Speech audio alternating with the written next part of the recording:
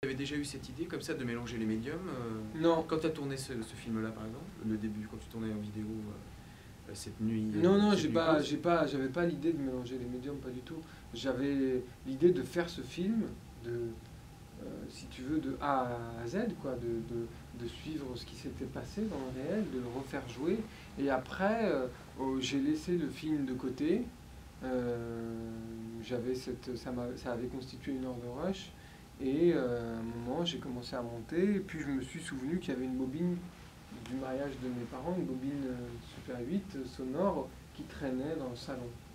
Et je me la suis projetée en Super 8 et puis je me suis dit, il y a des choses, il y a des choses assez belles parce qu'on voit très fortement le visage de mon père, quoi, à ce moment-là. À ce moment, et le visage de mon père, c'était quand même il y avait quelque chose de très, dans ce visage de très joyeux, quoi. Il y avait le fait qu'il joue avec de la neige, il y avait son mariage quand il était il marchait comme ça dans la montagne. C'était des choses en plan serré. Et il me semblait que aussi que j'avais fait, il y avait plastiquement, même si le format n'était pas le même, il y avait quelque chose de semblable, quoi, entre lui en train de marcher aujourd'hui dans cette banlieue, euh, pas tout à fait terne et, mais un autre temps, un temps où il pouvait penser. Parce que je me suis dit, finalement, mais en faisant le film, j'ai compris, et ça arrive souvent dans tous les films que j'ai faits, c'est qu'en faisant le film, j'ai compris autre chose de mon personnage. J'ai compris autre chose de mon père. Je me suis dit, mais en fait, les choses sont complexes. Cet homme ne passe pas son temps à boire uniquement par passe-temps. Il y a quelque chose qui se passe. Il y a quelque chose de la solitude, il y a quelque chose du passé. Je me suis dit, il est en train de repenser peut-être à son passé. À son passé, quand il allait en Algérie, etc., son mariage. Et du coup, j'ai naturellement utilisé mais des moments très précis parce que ce film en Super 8 faisait environ 30 minutes. Et moi, j'ai pris que des petits fragments très précis et que j'ai inclus, qui sont arrivés comme ça, comme des, et la couleur m'a beaucoup plu. Des images couleur, dialectiques. voilà, comme des images dialectiques avec entre eux moi j'avais un attachement pour cette banlieue comme ça, avec des lampadaires orangés, etc. euh, et ces couleurs très vives du Super 8, quoi, et, et de ces robes, de ces costumes, de cérémonie. Voilà, c'est comme ça que les choses se sont. Moi, je trouve que pardon. Pour moi, au fond, il y a quelque chose d'important, et je pense qui est important dans mon travail, c'est le fait de rapprocher de façon très importante la question du territoire. Si tu veux, pour moi, à travers le fait d'utiliser des Super 8 d'Algérie filmés il y a plus de 30 ans, il y a 40 ans, et filmer la France aujourd'hui, il y a quelque chose dans l'histoire de la France et de l'Algérie qui est encore proche.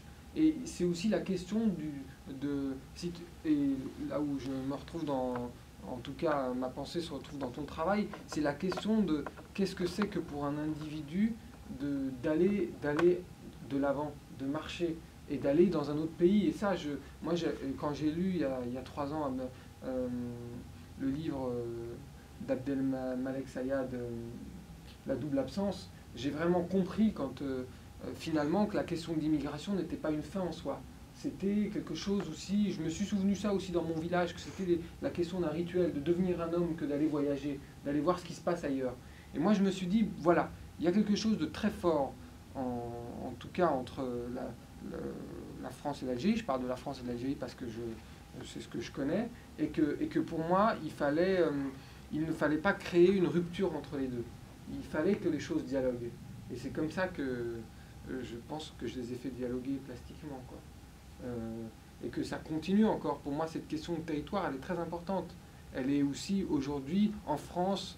Je me pose maintenant, en prenant de la distance au début, je me pose des questions de l'ordre du territoire, mais sur des questions de rapport de classe, tu vois, de qu'est-ce qui se passe, que le rapport de classe n'est pas si figé que ça, qu'il y a des choses comme ça qui se font d'une classe à une autre, mais qui ne sont pas simples et qui sont complexes. Et c'est ce que je cherche, quoi, à me dire, mais et à travers la figure de l'immigré, du transfuge, c'est ce que j'essaie aussi de chercher, tu vois, de ramener de la profondeur et de défaire des clichés, quoi. De défaire simplement des clichés, comme le cliché de l'immigré qui part dans un pays juste pour réussir ou pour travailler, quoi. Et de voir qu'est-ce qui peut se passer d'autre que cela. Tu vois. Je crois que c'est le fil du travail que j'avais commencé avec Miklos. Et j'ai vu ces figures-là parce que c'est ce que j'ai vu dans Rome Ville Ouverte et c'est ce que j'ai vu dans le petit Edmond dans Allemagne année zéro, quoi. Ce petit garçon perdu dans l'après-guerre comme ça, entre sa famille et puis le cadre plus global, la grande histoire de la fin de la Seconde Guerre mondiale, quoi, à Berlin. Et soudain, c'est ce jeune garçon, soudain, Anna Magnani, soudain, le prêtre n'était plus des figures figées. C'était des figures en lutte et des figures complexes, quoi. Mais aussi, il y avait cette idée je crois, là j'y pense maintenant, cette idée d'individus qui luttent. Voilà. Et ça, pour moi, je crois que ça a été important. Ouais.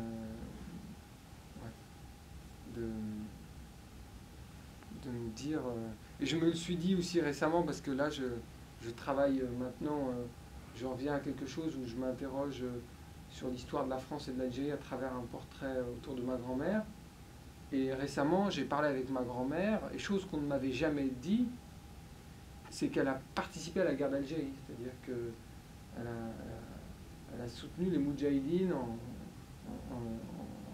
leur livrant de la nourriture, des habits, parfois des armes, etc.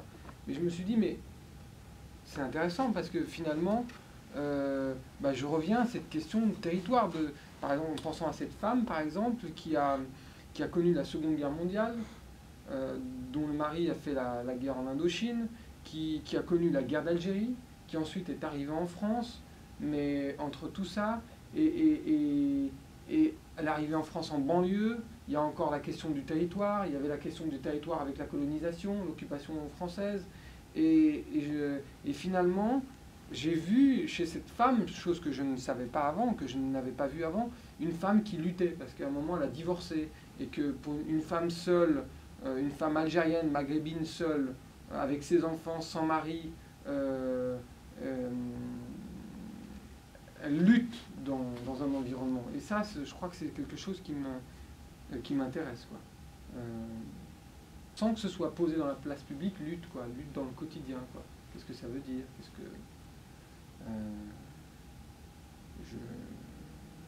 Je crois que c'est ce que j'ai, c'est ce qui m'a plu dans Qu'il repose en révolte, dans Les Éclats, c'est ces individus qui, à un moment donné, luttent. Ils existent dans l'espace et ils luttent, et ils fabriquent des choses. Ils ne sont plus dans la figure des victimes, mais ils luttent, et dans cette lutte, ils fabriquent des choses, et qu'il y a quelque chose qui se passe, quoi. Même sur le territoire, sur la question de l'évolution de leur corps dans le temps, dans l'espace, de la matière. Et ça c'est, tu vois, c'est quelque chose que j'ai vu, et après, je peux encore continuer à tisser des liens avec Jean Rouch, dans les Maîtres fous, avec tout ça, et parce qu'à travers ça, ça me permet, je trouve, en tant que spectateur, d'aller creuser d'autres strates, quoi, au fond, derrière ces images, quoi, tu vois. Alors, entre Nuit close et Ouais. ce nouveau projet sur lequel tu travailles à partir Ouais. de ta grand-mère, Ouais. tu as fait 2 autres courts-métrages. Est-ce que tu peux m'expliquer un peu comment tu es passé de Nuit close au second, dont tu me rappelleras d'ailleurs le titre? Le second, c'est La Cassette, qui est un documentaire, là, alors que le premier était une fiction autobiographique. La Cassette, c'est, à un moment, je découvre une cassette dans les affaires une cassette rangée avec d'autres cassettes de rail, d'autres cassettes de chants populaires algériens. Il y avait une cassette qui était emballée dans une La enveloppe. cassette, c'est le deuxième, c'est pas le troisième film. C'est le Dans deuxième, l'ordre. La Cassette. D'accord. Le deuxième. parce qu'après ils sont presque venus se juxtaposer, mais vraiment dans l'ordre de la fabrication de la réflexion, il y a eu la cassette. Et la cassette, je découvre cette cassette emballée dans un papier, il y avait le nom de ma mère. Et je l'ai écoutée. Je me suis souvenu que je l'avais écoutée quand j'étais petit. Et ça correspondait au moment, à quelques mois, à 1 ou 2 mois près, au moment où ma mère est arrivée en France. Moi, je suis arrivé avec ma mère en France, rejoindre mon père. Sa famille lui a envoyé une cassette où ses parents lui ont envoyé une cassette où ils se sont enregistrés dans un lieu et où les enfants venaient aussi dans ce lieu-là, dans un espace, c'était un salon, je crois. Et ces enfants venaient, ces cousins venaient s'enregistrer pour parler et pour transmettre en tout cas, il y avait quelque chose de l'ordre de l'empreinte, quoi. Et tout ça était entrecoupé volontairement de chants populaires kabyles sur la question de l'amour, sur la question de l'exode, etc. Et les paroles. C'est une correspondance, une adresse enregistrée voilà. d'Algérie vers la France, voilà. de personnes qui écrivaient,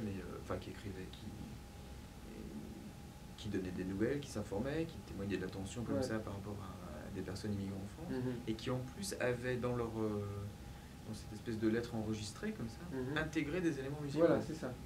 Intégrer des éléments musicaux très précis. Par exemple, au début, on entend que quelqu'un, dans la chanson, un chanteur chante, il s'est acheté une maison ou il habite un appartement. Donc il y a toute cette... voilà, il y a des choses très géographiques, des choses liées plutôt sur la question de la famille. Et puis voilà, c'est des chansons qui sont très populaires en Algérie et en Kabylie. Et moi, j'ai décidé de prendre ce document. Je me suis dit, mais ce document, pour moi, c'est comme si je venais d'hériter de quelque chose. Je viens d'hériter de quelque chose. Et je me dis, mais il ne faut pas que ça reste dans un placard. Il faudrait que je puisse passer. Parce que pour moi, ça faisait partie de l'histoire de la France à l'Algérie, quoi. Maintenant, on parle encore de la France et de l'Algérie, puisque François Hollande sont en Algérie. Et qu'on n'a pas encore vraiment fêté le 50e anniversaire de l'indépendance de l'Algérie. Mais pour moi, c'était très important. Et je me suis dit, comment faire ? J'avais tourné des images Super 8 noir et blanc en Algérie quand j'y suis allé. J'étais à Constantine, j'étais à Alger. Mais je trouvais que mettre ces images sur ces paroles, ça cassait tout, quoi. Et je me suis dit, et puis bon, j'ai pensé à plein de choses. Et je me suis dit, non, ce que je veux, c'est vraiment faire exister la parole avec le texte, avec la traduction française. Et faire exister la traduction française avec des mots.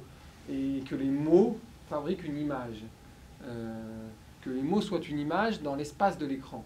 Et ça tombait bien parce que parfois les gens parlaient simultanément. Ça me permettait de spatialiser les individus. Parce que les personnes dans la cassette reviennent souvent. Donc c'était une façon de mettre en haut le grand-père, au-dessus la grand-mère, les enfants en bas, vraiment tout en bas les chansons traditionnelles, etc. Donc j'avais un niveau de lecture comme ça. Et puis je laissais les spectateurs... Donc sur fond noir. Sur fond noir. Et je laissais les spectateurs avec cette image noir, avec le texte qui venait se figer, qui disparaissait, se fabriquer eux-mêmes cet espace. Donc le texte et le son. Et le son, le texte et le son. Le texte en français et le son en kabyle. Et voilà, j'ai fait ce film en laissant... 35 mm. Voilà, en 35 mm et en laissant, voilà, en coupant très peu de choses, quoi. En coupant juste des petites imperfections, mais en gardant vraiment l'objet, quoi. Pour moi, c'est aussi un... Ça n'a pas été posé comme ça, mais c'est un film presque collectif, quoi. Je n'ai fait que reprendre un objet et de lui donner...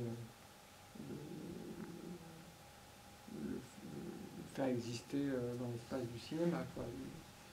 Et ensuite, après la cassette,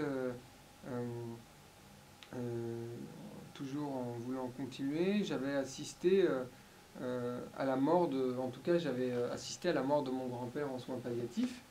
Et au moment où mon grand-père mourait, il y avait moi, mon frère et mon oncle, et puis moi j'étais à cette époque-là, j'étais assez croyant, j'étais pratiquant, j'étais musulman pratiquant, et on a décidé d'improviser un rituel funéraire, comme ça, dans cet espace assez glauque qu'est l'hôpital.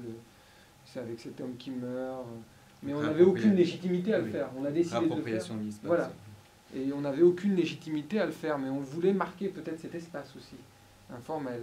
Cette idée de marquer par le corps vraiment, parce que avec les ablutions, la répétition de la prière, le lavement, parce qu'on a lavé le corps, parce que plein de choses.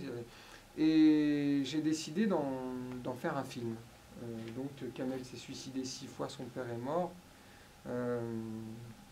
Parce que, encore une fois, je viens d'y repenser, pour moi les titres, c'est presque comme si je prenais finalement des titres... Pour moi les titres sont très littéraires, quoi. Il y a quelque chose de l'ordre de la littérature dans les titres, comme un livre, mais c'est un film. Kamel s'est suicidé 6 fois, son père est mort. Pour moi, c'était vraiment la question. J'ai voulu mettre en fait côte à côte, parce que c'est des choses sur lesquelles je ne savais rien et peut-être sur lesquelles je voulais m'interroger. J'ai voulu mettre côte à côte la question de la répétition du geste dans le travail, la question de la matière dans le travail, matière mécanique. Là c'est la mécanique parce que mon père est mécanicien poids lourd. Donc parce qu'on voit ton père apparaître voilà, ensuite. On voit mon dans père un second temps du film. Dans une fosse. Voilà, dans une fosse en train de réparer un camion. Et vraiment dans une fosse. Et la question de la répétition du rituel de la prière et du corps. Là, c'était le corps. C'était plus la machine, c'était le corps. Et pour moi, j'imaginais, je me disais, la mort de mon grand-père, et en parallèle, il y avait presque le suicide de mon père à aller dans la fosse et à faire ces 12 heures de travail, à répéter encore quelque chose, quoi. Du corps qui s'abîme, du corps, et à la fin du corps. Là, en parlant, c'est drôle parce qu'en parlant de Kamel Sudé, son père est mort, moi je pense à un film de Wiseman, Titicut Follies. Et dans Titicut Follies, je me souviens d'un truc, je crois qu'inconsciemment ça... Titicut Follies, à la fin, un des personnages, donc ça se passe... c'est un film de Wiseman qui a été censuré pendant 20 ans, je crois, et ça se passe dans un hôpital, une prison psychiatrique. Et à la fin, il y a un des personnages principaux, un homme qui est incarcéré et interné, quoi, qui meurt. Et on voit en parallèle le médecin en train de le laver, et en parallèle des images de lui vivant. Et je crois que... Bon, je parle de Wiseman parce que Wiseman, pour moi, était... Voilà, j'aime beaucoup Wiseman. En tout cas, j'ai plus d'affinité avec le travail de Wiseman qu'avec le travail de Depardon, par exemple, sur la question du réel et de penser des institutions. Mais c'était cette idée dans Kamel s'est suicidé 6 fois, son père est mort. C'était la question du rituel et d'interroger ces deux choses. Et pour moi, c'était aussi de faire, de donner dans l'islam. Il y a peu de représentation de l'islam. Il y a dans les tableaux, il y en a très peu parce que la question de l'iconographie est une question très délicate, quoi. Et moi, j'ai voulu presque comme j'avais été touché par Botticelli, j'ai voulu presque donner la même... faire exister les corps de cette façon-là, quoi. De faire exister les corps comme... avec cette grâce, cet aplat, voilà. C'était... c'est comme ça que... Et au montage, pareil, il y a un travail de montage qui a été important dans Kamel, comme le montage qui a été dans Nuit close. Dans Kamel, le montage, c'était d'amener le film encore plus loin, ailleurs. Et pour moi, la façon d'amener le film ailleurs, c'est qu'à la fin, le père est en train, comme ça, d'aller dans le vestiaire, se reposer, il se désaltère, il boit un verre. Et pour moi, je voulais un peu mettre une ambiguïté sur... On ne sait pas si cet homme vient pour écouter un discours politique, parce que là, il écoute en arrière-fond la chinoise qui a été réinterprétée, la chinoise de Jean-Luc Godard. Et on ne sait pas s'il vient pour écouter ça, si c'est par accident, si ça a été diffusé à la télé par accident, et il y a cet homme qui travaille et qui est pris là-dedans, quoi. Et c'était pour moi de amener le film ailleurs, et sans être... en étant clair, quoi, que je voulais l'amener ailleurs, et sans donner de réponse aussi sur ce qui arrivait après. Moi j'aime beaucoup, hein. Comme une césure, c'est-à-dire il y a le premier temps à l'hôpital avec le rite funéraire, le lavement du corps, etc. Il y a un deuxième temps dans l'usine, le garage, donc qui se répond par la répétition du geste, la durée, etc. Bon. Et un rapport à la mort mais déplacé, décalé, plus métaphorique dans ce sens-là, quand tu parlais de suicide. Et on arrive ensuite à un temps, donc un temps un peu de suspension, de repos, de pause de ton père. Et c'est à ce moment-là où il entend un film, un extrait, donc tu l'as fait délibérément, puisque ça passait pas à la télévision à ce moment-là, donc c'est quelque chose de vraiment délibéré. Un extrait de La Chinoise de Godard, réinterprété, donc c'est ce que j'ai beaucoup aimé, c'est que tu aurais pu de surcroît mettre un extrait comme ça, comment dirais-je, un extrait du film original. Or, toi, tu fais réinterpréter par des acteurs un extrait de la Godard, du film de La Chinoise de Godard. Et qui parle évidemment de révolution, puisque La Chinoise, c'est un des films canoniques, on a souvent dit. La Chinoise était le film précurseur de mai 68. Enfin, ouais. Donc, je ne sais pas si tu voulais faire une référence directe à 68, ou plutôt peut-être à l'idée de la révolution de façon peut-être plus massive, je ne sais pas exactement. C'était moins, non, l'idée de... Pour moi, j'étais pas dans cette réflexion, mais c'était plutôt l'idée de la révolution, quoi. Oui, la révolution, le terrorisme, et ouais. Et l'idée de le faire réinterpréter, c'était de préciser encore plus ma volonté, quoi. C'est-à-dire mon désir d'être plus clair encore. Parce que dans l'extrait, le son aurait... Si j'avais utilisé le son brut, j'aurais plus brouillé les pistes, parce qu'on entend un train en arrière-fond, on entend des petites choses, et des gens qui... Donc j'ai voulu être vraiment... reprendre cette discussion entre une jeune fille étudiante et un prof de philo, et répéter ça en enlevant des informations. Il y a, je crois que ton travail se nourrit de multiples sources cinématographiques, artistiques. Je crois qu'il est très influencé, tu apprécies beaucoup le travail. Tu citais Botticelli, mais tu aimes aussi beaucoup le travail de Beuys, tu as cité Rossellini, etc. Et parmi les écrivains, on avait discuté une fois, tu m'avais parlé de Baldwin. Parce que ce que j'aime, je crois que ce que j'aime chez Baldwin, c'est comment est-ce qu'il, lui, existe en tant qu'individu, et comment est-ce qu'il fait exister des personnages, mais qui sont, dans beaucoup de ses romans, des personnages noirs, issus de classes populaires, mais ils existent d'abord en tant qu'individus. Et ce que j'ai beaucoup, moi, ce qui m'a... Récemment, il y a quelque chose de... J'ai pensé à Baldwin parce que j'ai pensé à un ami à moi qui a fait une école, qui a fait mon école, et qui est parti travailler dans une entreprise française, qui était noire, et qu'on a pris pour un homme de ménage. Et je me suis dit, mais pourquoi ça? Pourquoi l'avoir pris? Pourquoi cet homme qui est venu travailler, dessiner des voitures en tant que cadre, etc., pourquoi on l'a pris pour un homme de ménage? Pourquoi? Parce qu'il était noir, mais pourquoi aussi? Et j'ai compris un truc dans La prochaine fois le feu de Baldwin, quand il écrit à son neveu qui veut s'engager dans les Black Panthers. Il lui dit, mais tu sais, le noir a rempli la fonction d'une étoile fixe pour un blanc, et que dès que cette étoile se met à bouger, ça trouble tout, ça bouleverse tous les fondamentaux. Il lui dit, mais imagine-toi, tu te lèves tous les matins à t'attendre à voir le soleil briller de mille éclats, et qu'à un moment tu te lèves, tu vois le soleil briller, mais qu'autour il y a des millions d'étoiles. Il y a quelque chose chez toi qui va te bouleverser, parce que ça... Et je me suis dit, mais finalement, il y a quelque chose d'important où on pourrait, sur des questions de rapport de classe, sur comment on perçoit d'autres individus, dès qu'on ne veut plus être assimilé à quelque chose de figé, à un poteau immobile, il y a quelque chose qui ne va plus. Parce que, soi-disant, ça ne va plus dans le sens de l'ordre établi, quoi. Il y a... et moi, je crois que c'est ce que, c'est ce que j'ai compris, et c'est ce que j'essaye de chercher dans le cinéma. C'est-à-dire comment est-ce qu'un individu, mais de façon aussi presque métaphysique, quoi. C'est-à-dire comment est-ce qu'un individu, il bouge dans l'univers.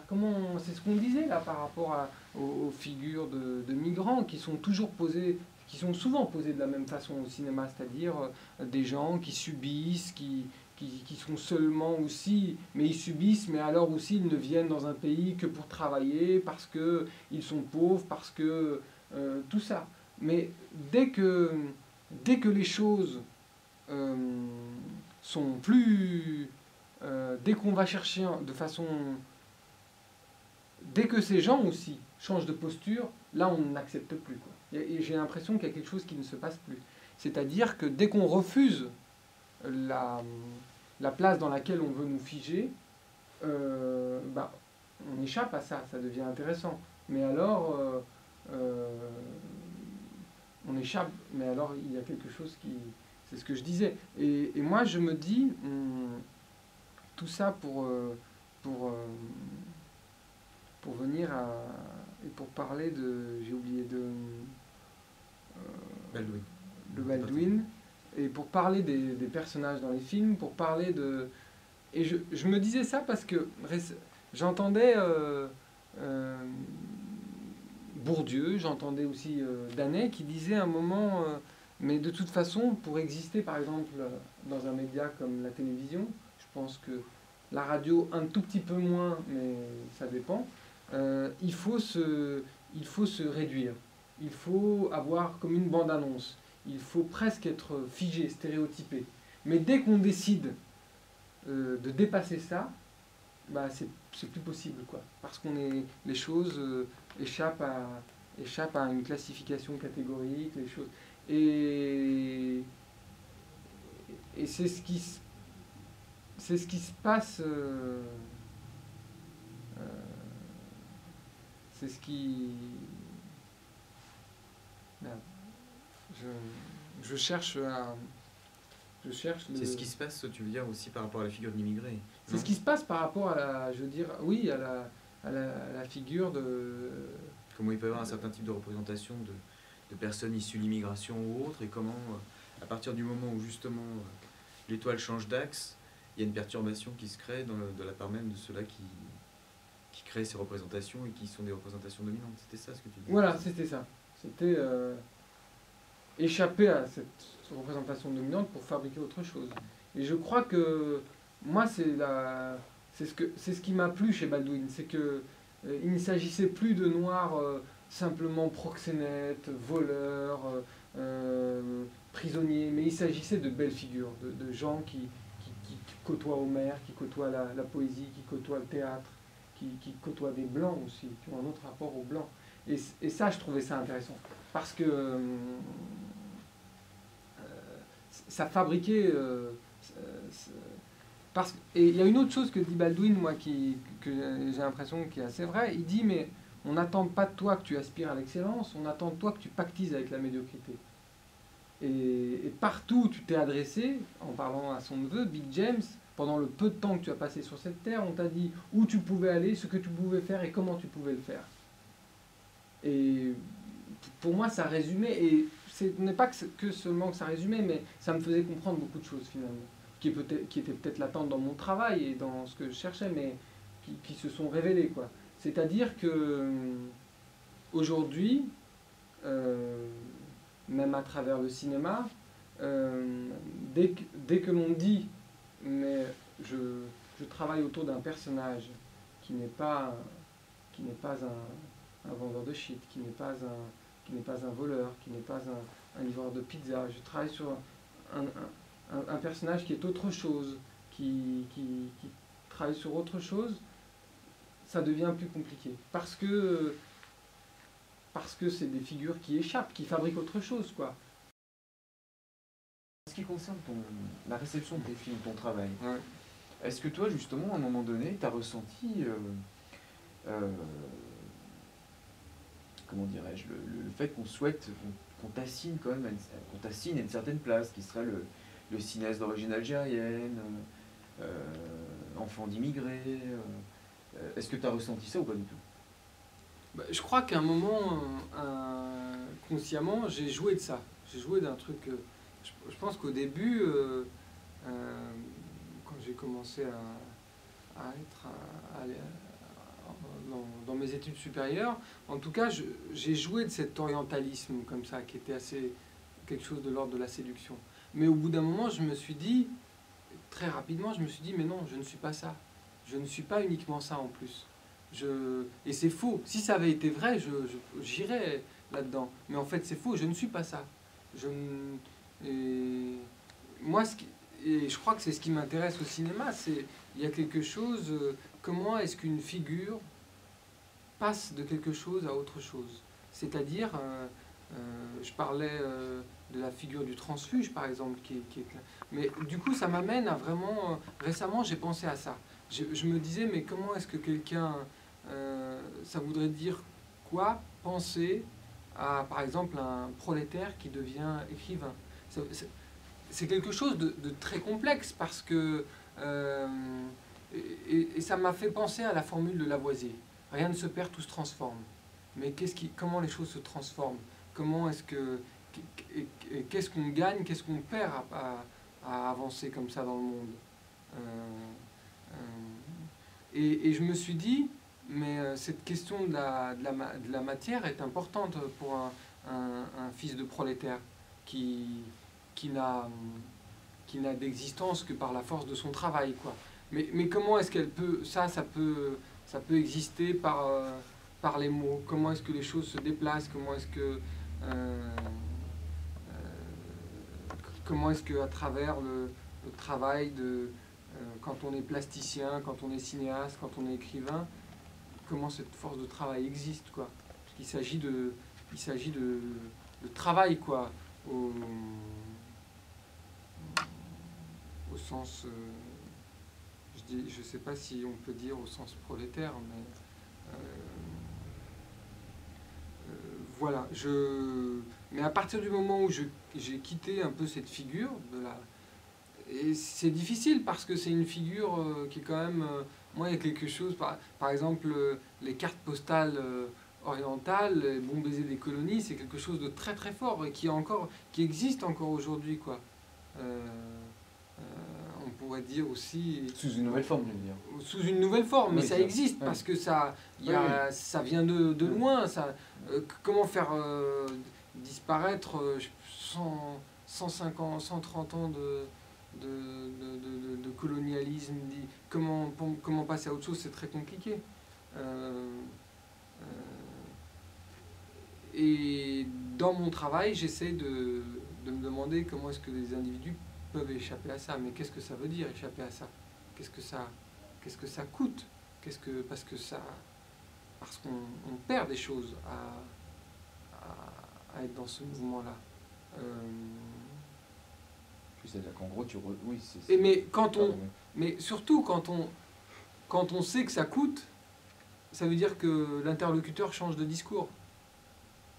Change de discours, complètement. Complètement, parce qu'il n'y a plus la vision très simpliste de dire il n'y a que du profit, il n'y a que du profit. Les choses ne se posent plus comme ça.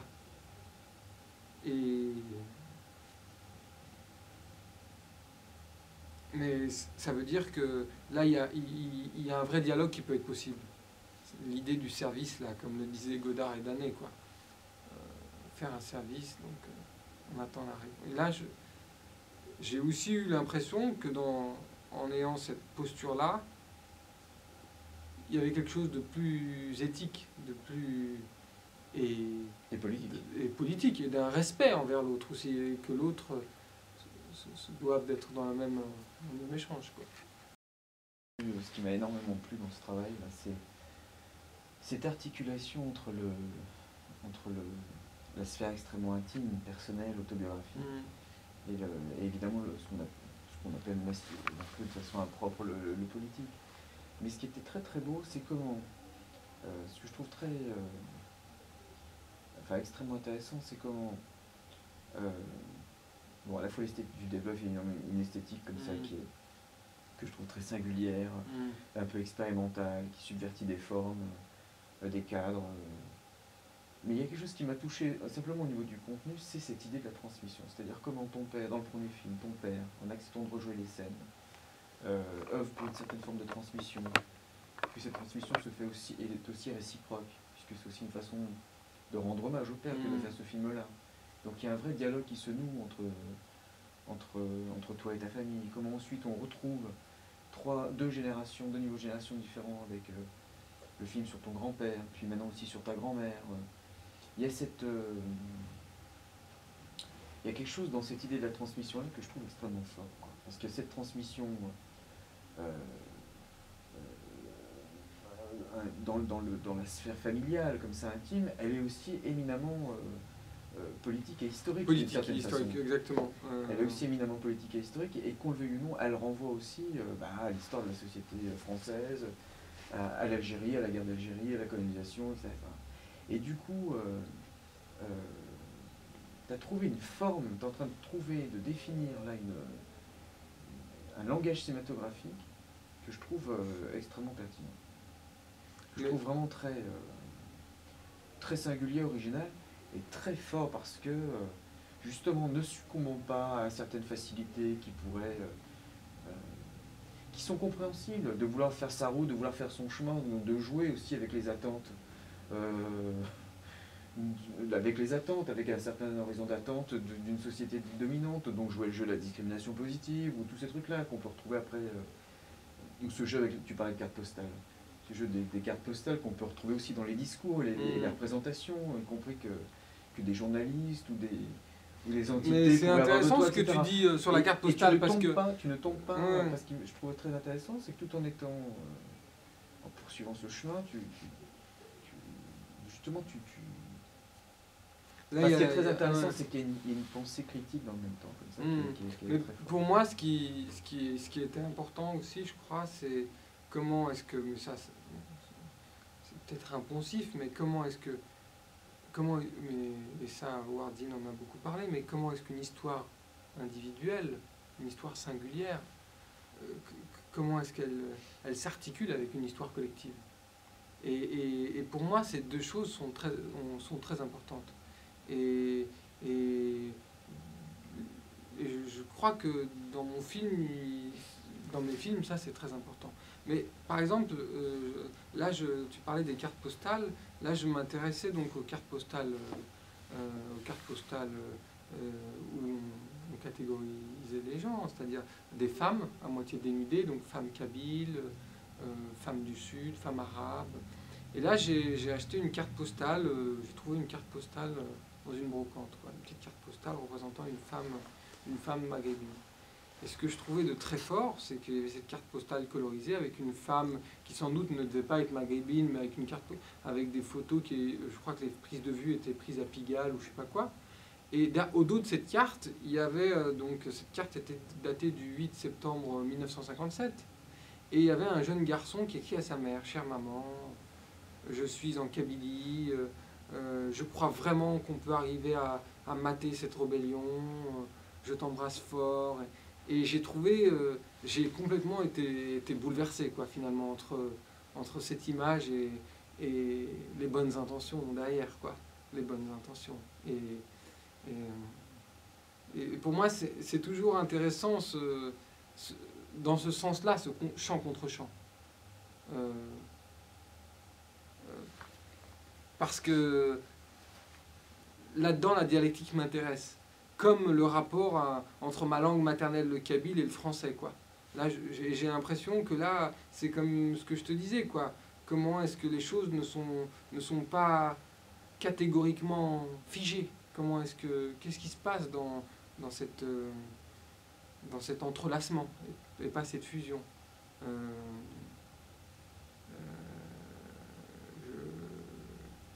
Et cette idée de l'image et du dos, de ce que cache cette image, là c'est comme ça, mais je le pense maintenant, mais je trouve qu'il y a quelque chose de très révélateur, quoi, finalement. Parce que ça peut être une métaphore des images qu'on peut voir dans d'autres contextes, quoi. De ces images dans la télévision, que ce soit la télé-réalité, pour prendre quelque chose d'assez facile, et de commencer à dire, mais qu'est-ce qu'il y a derrière ces images, quoi, finalement? Qu'est-ce qu'il y a comme discours, pas comme personne, mais comme discours, comme pensée, comme comme fantasme, comme sexualité, comme voilà.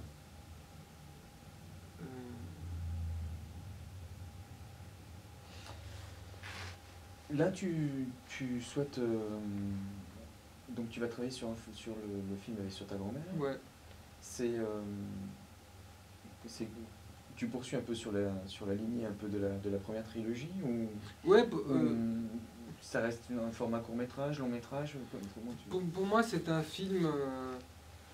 sans trop en dévoiler, parce que par expérience, je sais qu'il ne faut pas trop déflorer les projets. Pour moi, c'est un film important qui continue ce que j'avais amorcé avant, dans les 3 premiers films, ce qui devient plus important, parce que là, il s'agit d'une femme. Et là, je crois que dans mes films précédents, quand ma mère jouait, il y avait quelque chose où elle était en arrière-plan. Et là, pour moi, la question de la femme devient très importante, à l'heure actuelle. Parce que, et ça, c'est une chose que je me suis dit récemment aussi, parce que j'évolue, et je me suis dit, la question des rapports de classe est aussi, pour moi, parallèle à la question des rapports de genre. Il y a quelque chose, pour moi, et que j'ai appris récemment, quoi, c'est-à-dire... Et pour moi, c'est important. Et pour moi, ce qui est important dans ce film-là, c'est aussi de travailler quelque chose que je n'ai peut-être pas vu beaucoup, ou qui m'intéresse, c'est son discours à elle, son discours vu comme ça, et comme un geste, comme chez Eustache quand il fait numéro 0, ou Imamura quand il fait Histoire du Japon racontée par une hôtesse de bar, ou Wang Bing quand il filme sa tante. Et pour moi, il y a cette idée-là, et surtout dans ce parcours de cette femme, de la France à l'Algérie, à travers ces 3 guerres, c'est surtout aussi voir la banlieue de haut, voir le territoire de la banlieue, et avec un drone, un appareil qu'on appelle un drone qui permet... Et pour moi, je voulais mettre en parallèle son discours et cette question de la géographie, de l'évolution, du temps, de qu'est-ce que c'est que pour un individu d'avancer, d'essayer de passer de la banlieue à un autre paysage, quoi. Et pas simplement pour arriver, mais pour découvrir autre chose. Et pour moi, l'image, c'est aussi ça, c'est l'importance du hors-champ. Si je peux dire que maintenant, je travaille aussi avec Angela Terrail, avec qui j'ai co-réalisé un moyen-métrage, où si on s'interroge sur les mêmes choses, quoi. Mais on est 2, avec des regards complémentaires. Et là, on prépare un long métrage ensemble, quoi. On écrit un long métrage ensemble. Voilà. Tu n'en dis pas plus? Non. Ok.